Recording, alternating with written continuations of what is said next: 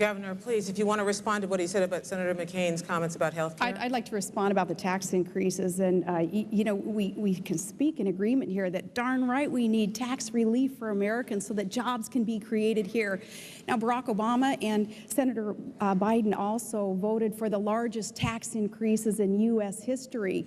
Barack had 94 opportunities to side on the people's side and reduce taxes, and 94 times he voted to increase taxes or not support a tax reduction, 94 times.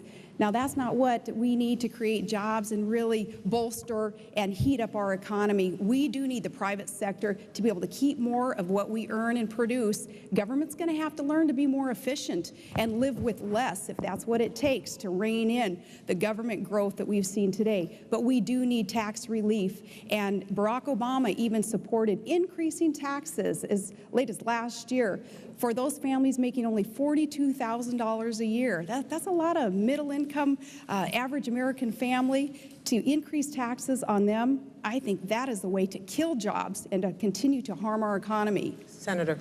Charge is absolutely not true. Barack Obama did not vote to raise taxes. The vote she's referring to, John McCain voted the exact same way. It was a budget procedural vote. John McCain voted the same way. It did not raise taxes. Number two, using the standard that the governor uses, John McCain voted 477 times to raise taxes. It's a bogus standard. But if you notice, Gwen, the governor did not answer the question about deregulation. Did not answer the question of defending John McCain about not going along with the deregulation, letting Wall Street run wild. He did support deregulation almost across the board. That's why we got in so much trouble. Would you like to have an opportunity to answer that before we move on? I'm still on the tax thing because I want to correct you on that again. And I want to let you know what I did as a mayor and as a governor. And I may not answer the questions the way that either the moderator or you want to hear, but I'm going to talk straight to the American people and let them know my track record also. As mayor, every year I was in office, I did reduce taxes. I eliminated personal property taxes and eliminated small business inventory taxes. And as governor, we suspended our state fuel tax. We did all those things knowing that that is how our economy would be heated up. Now, as for John McCain's adherence to rules and regulations and pushing for even harder and tougher regulations, that is another thing that he is known for, though. Look at the tobacco industry. Look at campaign finance reform. Okay, our time is up here. I'm going to move on to the next question. Senator Biden, we want to talk about taxes. Let's talk about taxes. Good. You have proposed raising taxes on people who earn over $250,000 a year. The question for you is, why is that not class warfare? And the same question for you, Governor Palin, is you have proposed a taxing employer health benefits, which some studies say would actually throw 5 million more people onto the rolls of the uninsured. I want to know why that isn't taking things out on the poor, starting with you, Senator Biden. Well, Gwen, where I come from, it's called fairness, just simple fairness. The middle class is struggling.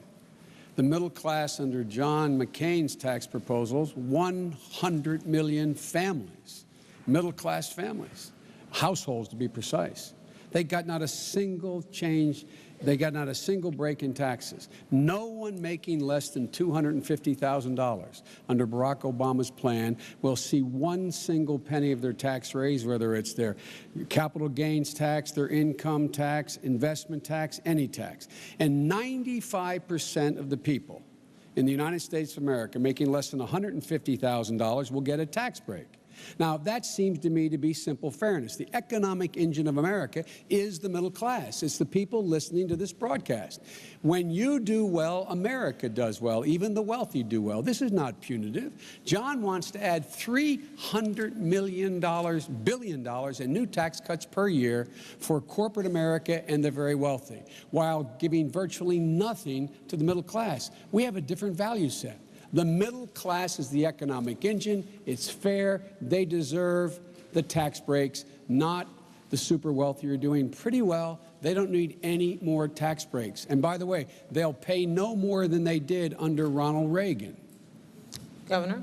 I do take issue with some of the principle there with that redistribution of wealth principle that seems to be espoused by you. But when you talk about Barack's plan to tax increase affecting only those making $250,000 a year or more, you're forgetting the millions of small businesses that are going to fit into that category. So they're going to be the ones paying higher taxes, thus resulting in fewer jobs being created and less productivity. Now, you said recently that higher taxes or asking for higher taxes or paying higher taxes is patriotic.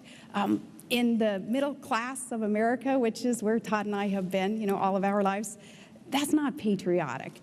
Patriotic is saying, government, you're not always the solution. In fact, too often you're the problem. So government, lessen the tax burden on the private sector and on our families and get out of the way and let the private sector and our families grow and thrive and prosper. An increased tax formula that Barack Obama is proposing, in addition to nearly $1 trillion in new spending that he's proposing, is the backwards way of trying to grow our economy.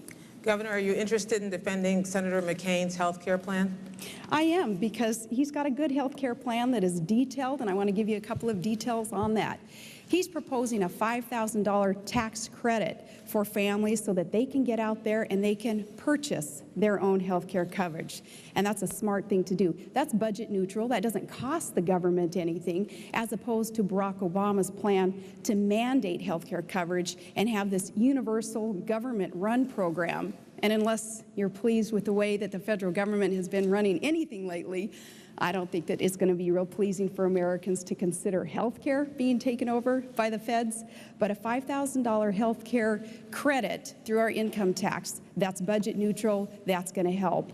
And he also wants to erase those artificial lines between states so that through competition, we can cross state lines. And if there's a better plan offered somewhere else, we'd be able to purchase that. So affordability and accessibility will be the keys there, with that $5,000 tax credit also being offered. Thank you, Governor. Senator. Gwen, I don't know where to start.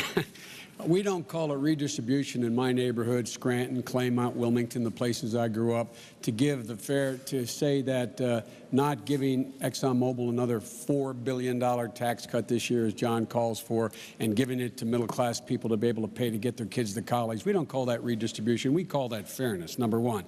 Number two, factually, 95% of the small businesses in America, their owners make less than $250,000 a year. They would not get one single solitary penny increase in taxes, those small businesses. Now, with regard to the health care plan, it's with one hand you give it, the other you take it. You know how you know how John McCain pays for his $5,000 tax credit you're going to get, a family will get? He taxes as income every one of you out there, every one of you listening who has a health care plan through your employer. That's how he raises $3.6 trillion on taxing your health care benefit to give you a $5,000 plan, which his website points out will go straight to the insurance company.